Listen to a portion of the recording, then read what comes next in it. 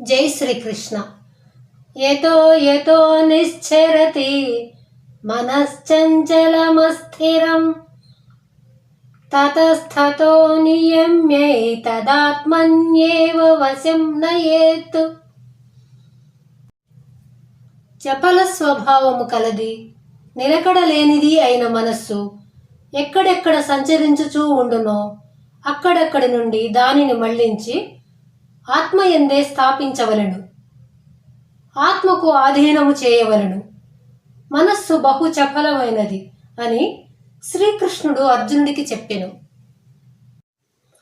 మొదట్లో మనస్సు ఒక చోట నిలకడగా ఉండదు.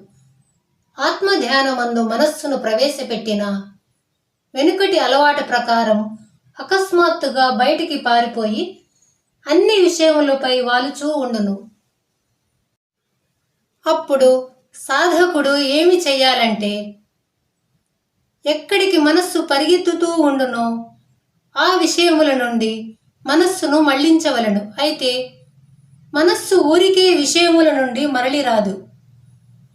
ఆ తలుచుకుంటున్న విషయములలోనున్న తప్పులను దోషములను చక్కగా విచారించుకొనాలి. వెంటనే మనస్సుకు ఆ తలుచుకుంటున్న విషయములపై విరక్తి కలుగుతుంది. అప్పుడు వెంటనే మనస్సు వెనక్కు మరలుతుంది.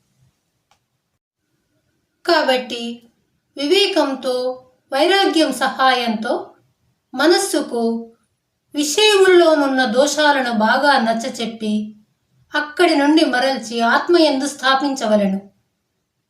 బయటి విషయముల్లోనున్నది దుఃఖముతో కలిసిన క్షణికమైన సుఖమని, ఆత్మయందు ఉన్నది శాశ్వత సుఖమని మనస్సుకు నచ్చజెప్పడం వలన మనస్సు విషయముల నుండి మరలి ఆత్మ వద్దకు వచ్చును.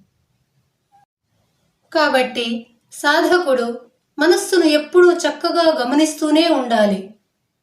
అజ్ఞాని మనస్సుతో కలిసిపోయి మనస్సులో కదులుతున్న వికారములను తనకంటే వేరుగా చూడలేడు. కాబట్టి ఆలోచనలను నిగ్రహించలేడు.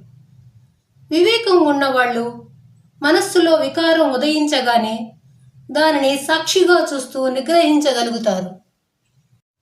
మనస్సు ఎటుపోయింది ఎటు వచ్చింది అజ్ఞాని చూడలేడు. ధ్యానయోగి మనస్సులోని చర్యలను బాగా చూస్తూ ఉంటాడు. సంకల్పమే మనస్సు యొక్క రూపము. అంటే మనస్సు ఏదో ఒక విషయం గురించి ఆలోచించడమే. కాబట్టి చూసిన విషయములపైకి మనస్సు వెళుతుందో అప్పుడు దానిని అక్కడి నుండి మళ్లించి ఆత్మయందు నెలకొల్పవలెను. జై శ్రీకృష్ణ.